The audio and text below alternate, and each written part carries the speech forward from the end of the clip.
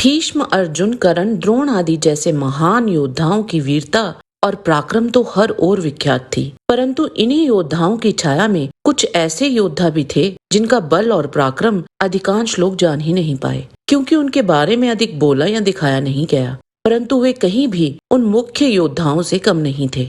आज इस वीडियो में हम उन्हीं 10 योद्धाओं के बारे में जानेंगे जिनको सबने कम आंका। उनकी गाथा को विस्तार से जानने के लिए इस वीडियो के अंत तक बने रहें। ओम गणपति चैनल में आपका स्वागत है। अगर आपको ये वीडियो पसंद आए तो इसे लाइक और हमारे चैनल को सब्सक्राइब अवश्य करें। नंबर 10, श्वेत। ये राजा विराट के पुत्र थे। महाभारत युद्ध के पहले दिन ही इन्होंने कौरव सेना में हड़कंप मचा दिया था। देवव्रत ने जब देखा कि सेनापति श्वेत हमारी सेना पर प्रहार कर रहे हैं, तब वे तुरंत उनका सामना करने के लिए गए। श्वेत ने अपने असंख्य बाणों से उनको भी घायल कर दिया। श्वेत का ऐसा पराक्रम देख दुर्योधन ने कुपित हो अपनी सेना के साथ उस युद्ध भूमि में पांडव सेना पर आक्रमण किया। विराट पुत्र श्वेत दुर्योधन की सेना को दूर भगाकर फिर सहसा वहीं आ पहुंचे जहां भीष्म खड़े थे।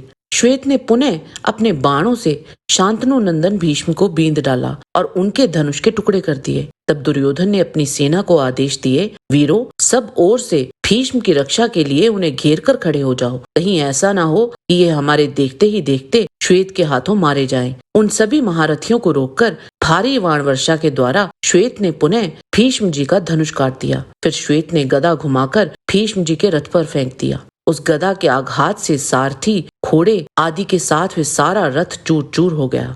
इसी बीच में भीष्म जी ने धनुष को खींचकर उसके ऊपर एक बाण रखा और फिर उसे ब्रह्मास्त्र द्वारा अभिमंत्रित करके छोड़ दिया और इस प्रकार उस महान योद्धा का वध संभव हो पाया था। नंबर 9, इरावन। इरावन अर्जुन और नाग राजकुमारी उलूपी का पुत्र था। महाभारत के भीष्म पर्व अध्याय 90 के अनुसार इरावन अपनी माता के संरक्षण में नागलोक में ही बड़ा हुआ था और वहीं उसने अस्त्र शस्त्र चलाने की शिक्षा ग्रहण की थी। वह माया का उपयोग कर युद्ध करने में निपुण था। वह एक कुशल धनुर्धर और मायावी अस्त्रों का ज्ञाता था। कुरुक्षेत्र युद्ध में उसने शकुनी के 5 भाइयों को मार डाला था तथा विंद और अनुविंद को पराजित किया था। युद्ध के 8वें दिन आलमबुश राक्षस को परास्त कर दिया था और इसके बाद जब वो शकुनी से युद्ध कर रहा था तो आलमबुश ने उसका वध कर दिया था। आलमबुश भी मायावी शक्तियों का ज्ञाता था। नंबर 8, भूरिश्रवा। भूरिश्रवा सोमदत्त का पुत्र था। महाभारत के युद्ध में भूरिश्रवा की सात्यकी के साथ अनेक बार मुठभेड़ हुई थी। युद्ध के 5वें दिन भूरिश्रवा ने सात्यकी के 10 पुत्रों को मार डाला था। भूरिश्रवा एक उच्च श्रेणी का तलवारबाज था। एक समय तो उसने सात्यकी को भी लगभग मार ही डाला था, परंतु अर्जुन ने वहां मध्यस्थता करते हुए भूरिश्रवा की भुजा काट दी थी। नंबर 7, कृतवर्मा। कृतवर्मा, जिसे भीष्म पितामह ने अतिरथी के रूप में वर्गीकृत किया था, अश्वत्थामा और कृपाचार्य के अतिरिक्त एक वही योद्धा थे जो कौरव पक्ष में जीवित बचे थे। कृतवर्मा भोजराज ऋतिक के पुत्र थे और वृष्णि वंश के 7 सेना नायकों में से एक थे। महाभारत के आदि पर्व के अनुसार वे एक अच्छे धनुर्धर थे। उन्होंने कुरुक्षेत्र युद्ध के संपूर्ण 18 दिनों तक युद्ध लड़ा था। यह कोई छोटी उपलब्धि नहीं थी। युद्ध आरंभ होने से पहले जब दुर्योधन और अर्जुन श्री कृष्ण के पास सहायता के लिए पहुंचे थे तो वहां दुर्योधन ने श्री कृष्ण से नारायणी सेना मांग ली थी। यही कारण था कि यादव होते हुए भी वे कौरव पक्ष की ओर से युद्ध लड़े थे। उन्होंने अर्जुन, अभिमन्यु और सात्विकी को छोड़कर लगभग सभी शीर्ष पांडव योद्धाओं को पराजित किया था। नंबर 6, भगदत्त।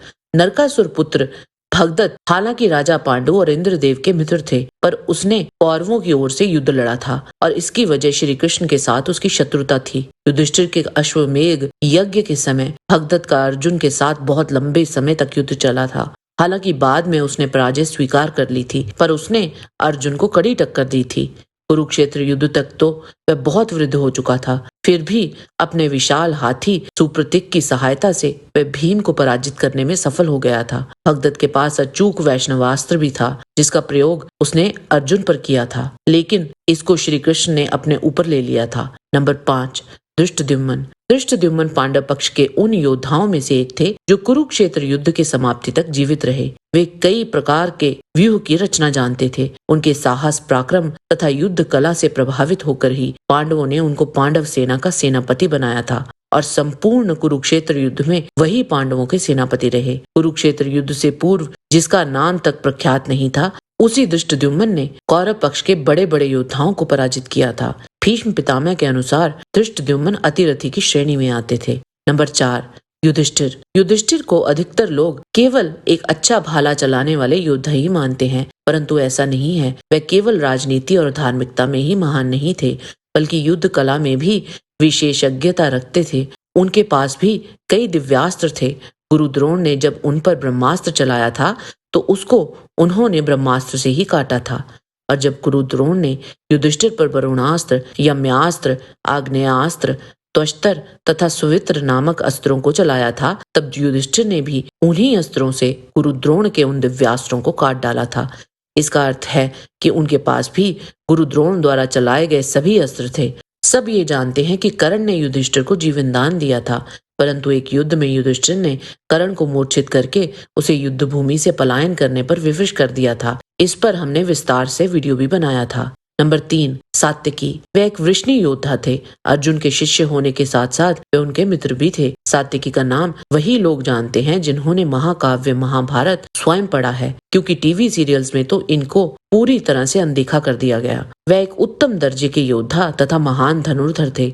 उन्होंने कुरुक्षेत्र युद्ध के 12वें, 14वें और 15वें दिन महारथी कर्ण को पराजित किया था। हालांकि कर्ण ने भी सात्यकी को पराजित किया था। सात्यकी ने विशाल राक्षस आलम्बुश, कृपाचार्य, भगदत्त को पराजित किया था। उन्होंने भीष्म के साथ बराबरी का युद्ध किया था, और तो और सात्यकी ने एक साथ गुरु द्रोण और उनके पुत्र अश्वत्थामा को पराजित कर दिया था। यह एक बहुत बड़ी उपलब्धि थी। नंबर 2, अश्वत्थामा। द्रोण पुत्र अश्वत्थामा एक अति प्रचंड और विकट योद्धा थे। उसके पास नारायणास्त्र और ब्रह्मशीर जैसे अचूक अस्त्र थे। चाहे विराट युद्ध हो या कुरुक्षेत्र, उन्होंने हर बार अर्जुन के साथ डट के युद्ध किया था। अश्वत्थामा ने घटोत्कच की कितनी ही सेना अकेले ही नष्ट कर दी थी। द्रोण की मृत्यु के उपरांत अति क्रोधित अश्वत्थामा पर काबू पाना तो अर्जुन के लिए भी कठिन हो गया था। उसने आग्नेयास्त्र और नारायणास्त्र चलाकर पांडवों की सेना का भारी नुकसान किया था। घटोत्कच के अति बलशाली पुत्र अंजन पर्वण का वध भी किया था। अश्वत्थामा ने पांडवों की 2 अक्षौणी सेना नष्ट कर दी थी। नंबर 1, प्रद्युम्न। श्री कृष्ण पुत्र प्रद्युम्न को कामदेव का अवतार कहा गया है। वे भगवान श्री कृष्ण के पुत्रों में सबसे वीर और प्रतापी थे। हालांकि उन्होंने महाभारत युद्ध में भाग नहीं लिया था। हमने इनको इस सूची में बस इसीलिए रखा है क्योंकि इनके बल और पराक्रम के बारे में भी कम ही लोग जानते हैं। प्रद्युम्न ने घोर मायावी शंबरासुर से युद्ध कर उसको मार डाला था। शंबरासुर के साथ ही प्रद्युम्न ने उसके 100 पुत्रों को भी मार गिराया था। जब शोणितपुर में श्री कृष्ण और बाणासुर का युद्ध चल रहा था तो वहां प्रद्युम्न और भगवान कार्तिकेय जी के बीच में भी युद्ध छिड़ गया था। वहीं प्रद्युम्न ने अपनी युद्ध कला का अद्भुत प्रदर्शन दिखाया था। श्री कृष्ण, अर्जुन, अभिमन्यु के अतिरिक्त केवल प्रद्युम्न ही थे जो चक्रव्यूह भेदना जानते थे। जब निकुंभ के नेतृत्व में असुर और कुरु योद्धा यादवों से युद्ध करने के लिए आए थे, तब प्रद्युम्न ने अकेले ही कर्ण, विराट, द्रुपद, भगदत्त, रुक्मी, भीष्म, दुर्योधन, शिशुपाल, विंद अनुविंद, जरासंध, शकुनी आदि और भी कई योद्धाओं को बंदी बना लिया था। एक युद्ध में उन्होंने देवराज इंद्र के पुत्र जयंत को पराजित किया था और एक अन्य युद्ध में शाल्व को भी पराजित कर दिया था। प्रद्युम्न को अर्जुन के समान ही शक्तिशाली माना जाता है। जय श्री कृष्ण। आज के वीडियो में बस इतना ही। आशा करते हैं कि आपको हमारा ये वीडियो पसंद आया होगा। कृपया इसे लाइक और शेयर अवश्य करें। किसी भी प्रकार की त्रुटि के लिए आप सबसे क्षमा याचना करते हुए आपसे निवेदन है कि प्रेम पूर्वक परम पिता परमात्मा को मन में धारण करें और बोलें, वैदिक सनातन धर्म की सदा ही जय।